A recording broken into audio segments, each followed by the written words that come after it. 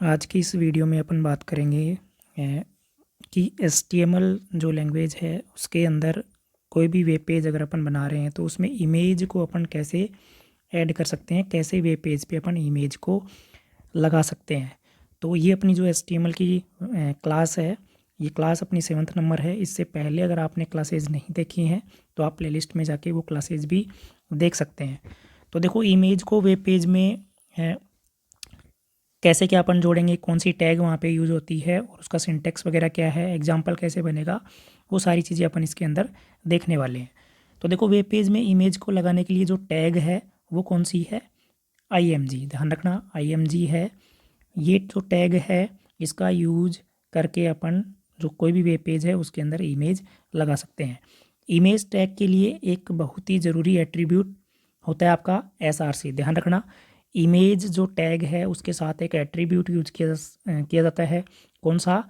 SRC, जो क्या करता है, इमेज फाइल का URL लेता है। यानी जो आपकी फ़ाइल है, जो इमेज आप लगा रहे हो, वो आप ऑनलाइन इंटरनेट से उठा रहे हो या फिर वो आपके जो आपका जो PC है उसके अंदर किस फोल्डर के अंदर पड़ी हुई है, तो वो अपन किससे डिसाइड करेंगे वहाँ पे, SRC से। जैसे यहाँ पे एक सिंटेक्स लिखा हुआ है, इमेज लिखा पढ़ने, इमेज के साथ में एट्रीब्यूट क्या हो गया अपना, SRC, और फिर बराबर करके मैंने लिखा image1.jpg। तो ये इमेज अपने PC में होनी चाहिए उस लोकेशन पे जिस फोल्डर के अंदर अपन ने जो अपना ये प्रोग्राम है उसको सेव किया है। ध्यान रखना, इमेज और जो प्रोग्राम आप बना रहे हो दोनों आपके एक ही फोल्डर में सेव होने चाहिए, तभी आपको ये इमेज वेब पेज पे दिखाई देगी। अब देखो, इमेज टैग के साथ और कौन कौन से एट्रीब्यूट हैं जो अपन यहाँ पे यूज करते हैं, तो उनको भी देख लेते हैं। जैसे पहला है विड्थ। इमेज की अगर चौड़ाई को अपन को सेट करना है तो इमेज टैग के साथ में विड्थ जो एट्रीब्यूट है उसका यूज करेंगे। हाइट इमेज की ऊंचाई के लिए है। बॉर्डर यानी जो इमेज है उसका बॉर्डर भी आप यहाँ पे सेट कर सकते हो। तो देखो, चारों ओर बॉर्डर लगाने के लिए। फिर है अलाइन, यानी अलाइन करने के लिए। इमेज है, अगर उसको आपको अलाइन करना है, ठीक है, तो उसके लिए आप अलाइन एट्रीब्यूट का यूज़ करोगे। और एक होता है आपका एल्ट, यानी अल्टरनेट। अगर इमेज नहीं मिली वेब ब्राउज़र को तो वो क्या करेगा, अल्टरनेट में जो भी आपने वहाँ पे नाम दिया है या कोई और कोई इमेज लगाई है तो वो वहाँ पे फिर अपन को शो होगा। सिंटेक्स कैसे लिखते हैं इसका, तो देखो, बॉडी टैग के अंदर अपन क्या लिखेंगे, IMG टैग लिखा और उसके साथ एट्रीब्यूट SRC में अपन वैल्यू डालते हैं, जो भी अपनी इमेज है उसका नाम अपन डालेंगे। ध्यान रखना, जो भी आपके पास इमेज पड़ी हुई है उसकी प्रॉपर्टीज़ में जाके देखोगे तो वहाँ पे आपको फ़ोटो का नाम मिल जाएगा विद एक्सटेंशन नेम। यहाँ पे अपन को डालना है।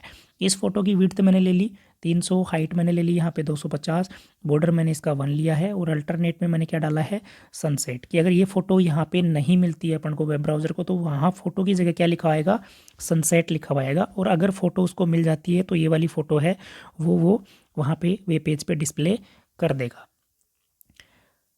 अब बात करते हैं कि जो कोई भी वेब पेज है, अगर उसमें किसी इमेज को अगर मेरे को लिंक बनाना हो तो वो मैं कैसे करूँगा। तो देखो, लिंक है वो वेब पेजों को आपस में जोड़े रखते हैं, ये अपन को ही पता है कि जो लिंक है, हाइपर लिंक बनाते हैं अपन, वो क्या करते हैं, अलग अलग वेब पेज को आपस में लिंक करने का काम करते हैं। तो देखो, वेब है उसको लिंक है वो 3 तरह से किया जा सकता है। पहला है वर्तमान पेज के दूसरे भाग से लिंक करने के लिए, दूसरा है वर्तमान वेबसाइट से दूसरे पेज पर जाने के लिए, और वर्तमान वेबसाइट से बाहर लिंक करने के लिए। देखो, तीनों का मतलब दोबारा से समझो। कोई भी एक पेज है आपका, ये एक क्या है, वेब पेज है, तो इसका एक भाग ये हो गया ऊपर वाला, और इसी से मेरे को इसी पेज के नीचे वाले भाग पे आना है। तो इसमें भी मैं लिंक बना सकता हूँ, इस वाले भाग का इस वाले भाग में लिंक बना सकता हूँ कि कोई इस पे यहाँ पे जैसे क्लिक करेगा तो कहाँ रिडायरेक्ट हो जाएगा, इसी पेज के नीचे वाले पार्ट में आ जाएगा। दूसरा तरीका है कि जो भी वर्तमान जो वेबसाइट है, दूसरा तरीका कौन सा है कि जो वर्तमान वेबसाइट है के दूसरे पेज पर जाने के लिए। ध्यान रखना, ये एक आपकी वेबसाइट है, ये एक वेबसाइट है जिसमें बहुत सारे आपके मल्टीपल पेज हो सकते हैं। जैसे मान लो यहाँ पे एक फोल्डर बनाते हैं अपन, बहुत सारे यहाँ पे ऑप्शन है, और जैसे यहाँ पे एक हाइपर लिंक बनाया मैंने, और इस पे जैसे ही मैं क्लिक करता हूँ तो इसी वेबसाइट का कोई दूसरा वेब पेज पे क्या हो जाता हूँ, मैं रीडायरेक्ट हो जाता हूँ। यानी सेम वेबसाइट पे बहुत सारे वेब पेज हो सकते हैं और उन वेब पेज को आपस में लिंक अगर अपन को करना है तो ये भी अपन लिंक वहाँ पे बना सकते हैं। तीसरा तरीका क्या है यहाँ पे, तीसरा तरीका है कि कोई भी वेबसाइट है, किसी भी वेबसाइट पे आप बैठे हुए हो, यहाँ पे कोई भी लिंक है उस पर क्लिक करते हो तो आप एक नई वेबसाइट पे क्या हो जाते हो, वहाँ पे रीडायरेक्ट हो जाते हो। यानी किसी दूसरी वेबसाइट पे ही आप क्या हो जाते हो, वहाँ पे मूव हो जाते हो। ध्यान रखना, लिंक 3 तरह से बनते हैं। किसी कोई भी आपका जो सिंगल वेब पेज है उसी के किसी दूसरे अगर आपको भाग में जाना है, हिस्से में जाना है, तो उसके लिए आप लिंक बना सकते हो। एक वेबसाइट है उसमें बहुत सारे मल्टीपल वेब पेजेस होते हैं, तो एक वेब पेज से किसी दूसरे वेब पेज पे यानी उसी वेबसाइट के किसी दूसरे वेब पेज पे आपको जाना है, वो भी आप लिंक के माध्यम से जा सकते हो। और वर्तमान कोई वेबसाइट पे आप बैठे हुए हो, उस पर कोई लिंक आपको किसी दूसरी वेबसाइट पे लेके जा रहा है, तो उस तरह से भी आप लिंक वहाँ पे बना सकते हो। अब देखो, लिंक को बनाने के लिए कौन सी टैग का यूज किया जाता है। ध्यान रखना, लिंक बनाने के लिए एंकर टैग का यूज किया जाता है, जिसे ए टैग द्वारा दर्शाया जाता है। और इस स्लैश लगा के इसको क्या करते हैं, अपन बंद करते हैं। लिंक पर क्लिक करके जिस पेज पर जाना होता है उस पेज का एड्रेस कौन से एट्रीब्यूट के तहत दिया जाता है, एच रेफरेंस के तहत।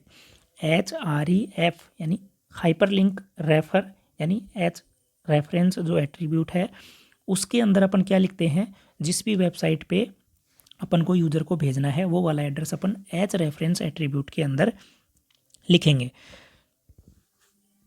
जैसे एग्जाम्पल की अगर मैं बात करूँ इसमें, तो यहाँ से आपको क्लियर समझ में आ जाएगा। देखो, एंकर टैग का यूज किसके लिए करते हैं, हाइपर लिंक बनाने के लिए। और एच रेफरेंस जो एट्रीब्यूट है उसके अंदर मैंने क्या डाला, उस वेबसाइट का एड्रेस डाला है कि कोई भी बंदा अगर लिंक पे क्लिक करेगा तो वो इस वाली वेबसाइट पे क्या हो जाएगा, मूव हो जाएगा। फिर मैंने यहाँ पे क्या लिखा, सर्च विथ गूगल, यानी यूज़र को क्या दिखाई देगा, ये वाला टेक्स्ट दिखाई देगा। और इस टेक्स्ट पे जैसे ही यूज़र क्या करेगा, क्लिक करेगा, क्लिक करते ही वो कहाँ मूव हो जाएगा, इस वाली वेबसाइट पे क्या हो जाएगा, रीडायरेक्ट हो जाएगा। दूसरा तरीका कौन सा है वो भी देख लो। इसको लिख सकते हैं एच रेफरेंस अपन ने लिखा, और यहाँ पे अपन ने जैसे ये एक वेब पेज लिखा अपन ने, और ठीक है, और यहाँ पे कॉन्टेक्ट अस, तो ये क्या करेगा अपन को, देखो एक जो वेब पेज है उसके अंदर बहुत सारे अपने पास वो होते हैं वेब पेजेज आपको मिलेंगे, लिंक मिलेंगे। तो कॉन्टेक्ट अस का जो पेज होगा उस पर मैं यहाँ पे क्या हो जाऊँगा, फिर रीडायरेक्ट हो जाऊँगा। ऐसे ही इस तरीके से भी आप यहाँ पे हाइपर लिंक है वो बना सकते हो। यदि हम लिंक किसी अन्य विंडो में ओपन करना चाहते हैं तो उसके लिए टारगेट एट्रीब्यूट का उपयोग करते हैं। ध्यान रखना, बहुत ही इंपॉर्टेंट चीज़ है जो टारगेट एट्रीब्यूट है, उसका यूज़ अपन कोई दूसरी विंडो अगर अपन को खोलनी है, यानी जो भी वेबसाइट जो लिंक के तहत जो आपका नया वेब पेज खुल रहा है वो उसी विंडो में खुलेगा या नई विंडो में खुलेगा, तो उसके लिए अपन यहाँ पे टारगेट एट्रीब्यूट का यूज करते हैं। तो देखो, यहाँ पे टारगेट जो एट्रीब्यूट है उसकी कौन कौन सी यहाँ पे वैल्यू होंगी वो भी अपन यहाँ पे देख लेते हैं। तो देखो, टारगेट एट्रीब्यूट के साथ में पहली जो वैल्यू रहती है वो है ब्लैंक। ब्लैंक से क्या होगा, यह एक न्यू विंडो में लिंक को क्या करता है, ओपन करता है। कि जैसे मान लो कोई भी आपके सामने यहाँ पे एक लिंक था, इस लिंक पे जैसे ही आप क्लिक करोगे तो देखो, आपने देखा होगा ऊपर वेबसाइट में यहाँ पे ऐसे कॉलम बने हुए होते हैं, जो वेबसाइट खुली हुई है वो यहाँ पे आपको दिखाई देगा। फिर जैसे ही आपने इस पर यहाँ पे क्लिक किया तो एक नया वेब पेज यहाँ पे आपको ब्राउज़र पे यहाँ पे एक नया पेज आपके सामने ओपन हो गया। और यहाँ पे क्या होता है, एक नई विंडो, यहाँ पे एक नई विंडो और बन जाती है और उस वेबसाइट का नाम यहाँ पे शो होने लग जाता है। पुरानी वाली यहाँ थी और नई वाली यहाँ पे, यानी नई विंडो के अंदर वो खुल रही है। किसकी वजह से, ब्लैंक की वजह से। अगर टारगेट में आपने ब्लैंक लिखा है तब तो ऐसा होगा। अगर आपने टारगेट में जो वैल्यू ली है वो आपने सेल्फ ली है तो उससे क्या होगा कि यहाँ पे जैसे ये आपकी वो टाइटल बार थी और यहाँ पे आपको एक टाइटल शो हो रहा है और कोई लिंक था, आपने इस लिंक पे क्लिक किया, आपके सामने एक नई वेबसाइट या वेब पेज आपके सामने ओपन हो गया। और जैसे ये वेबसाइट नई वाली ओपन होगी, इसका जो नाम होगा आपको इसी टैब के अंदर दिखाई देगा, यानी कि नई विंडो यहाँ पे ओपन नहीं हुई है। तो कोई अगर नई विंडो ओपन नहीं करनी है आपको तब तो सेल्फ का यूज़ करो, और नई विंडो में अगर आपको उस लिंक को खोलना है तो आप वहाँ पे ब्लैंक का यूज करोगे। ऐसे ही नेक्स्ट है पेरेंट। यह लिंक को पेरेंट फॉर्मेट सेट में खोलता है और टॉप लिंक को विंडो के पूरे भाग में या पूरे हिस्से में अपन को ये ओपन करके दिखाएगा। तो ये 4 तरीके हैं। अब देखो, अगर इमेज है उसको अगर आप लिंक बनाना चाहते हो तो उसको भी बना सकते हो। तो लिंक बनाने के लिए अपन किस टैग का यूज़ करते हैं, ए टैग का, यानी एंकर टैग का। उसके साथ एक एट्रीब्यूट होता है एज रेफरेंस, और एच रेफरेंस के साथ अपन क्या डालते हैं, यानी वो एड्रेस जहाँ पे यूज़र को अपन को क्या करना है, रीडायरेक्ट करना है। और यहाँ पे फिर मैं क्या लिखूँगा, इमेज लिखूँगा। इमेज के साथ में कौन सा एट्रीब्यूट यूज़ करते हैं, SRC, और SRC के अंदर मैं वो इमेज डालूंगा जिसको मेरे को क्या बनाना है, लिंक बनाना है। और उसके बाद में एंकर टैग को मैं यहाँ पे बंद कर दूंगा। तो इस बार देखो, पहले तो यहाँ पे अपन टेक्स्ट ले रहे थे, तो वो टेक्स्ट पे कोई यूज़र क्लिक कर रहा था। अब टेक्स्ट की जगह अपन ने क्या लिया, यहाँ पे इमेज लिया। अब इस इमेज पे कोई भी यूज़र जब क्लिक करेगा तो वो कहाँ रीडायरेक्ट हो जाएगा, इस वाली वेबसाइट पे रीडायरेक्ट हो जाएगा। यदि हम यूज़र को एक ही पेज के दूसरे भाग पर विजिट करना चाहते हैं तो निम्न सिंटेक्स का भी अपना प्रयोग कर सकते हैं। यहाँ पे एच रेफरेंस और यहाँ पे मैं क्या लिखूँगा, top, click here to go to the top. यानी अगर किसी वेब पेज के आपको टॉप में स्टार्टिंग में जाना है तो उसके लिए अपन को ये वाला यहाँ पे सिंटेक्स यूज करना होता है। अब एक एग्जांपल देख लेते हैं अपन कि किस तरह से अपन यहाँ पे जो लिंक्स वगैरह है उनको क्रिएट करते हैं। तो स्टार्टिंग में जैसे आपको पता है HTML से अपन प्रोग्रामिंग स्टार्ट करते हैं। उसके बाद में हेड के अंदर आपका टाइटल रहता है। यहाँ जो भी आप टाइटल लिखोगे वो टाइटल बार पे आपको ब्राउज़र में दिखाई देगा। हेड को बंद कर दिया। मेन जो अपना वेब पेज है वो बॉडी से स्टार्ट होता है और बॉडी के अंदर एक टैग ले ली मैंने सेंटर की। जो भी मैं ये कंटेंट लिख रहा हूँ मेरे को कहाँ पे शो होना चाहिए, सेंटर में शो होना चाहिए। तो यहाँ पे H1 में मैंने एक हेडिंग ले ली, H2 में एक हेडिंग ली है और P में मैंने एक वेलकम टू लिखा है। और फिर आगे एच रेफरेंस में मैंने क्या डाला है, यहाँ पे एक लिंक यहाँ पे डाल दिया है। और उसके बाद में आईडी एक एट्रीब्यूट लिया है जिसमें मैंने GF लिखा और उसके आगे टारगेट में मैंने सेल्फ डाला है और फिर गिग्स फॉर गिग लिखा और पैराग्राफ को मैंने क्या कर दिया, बंद कर दिया।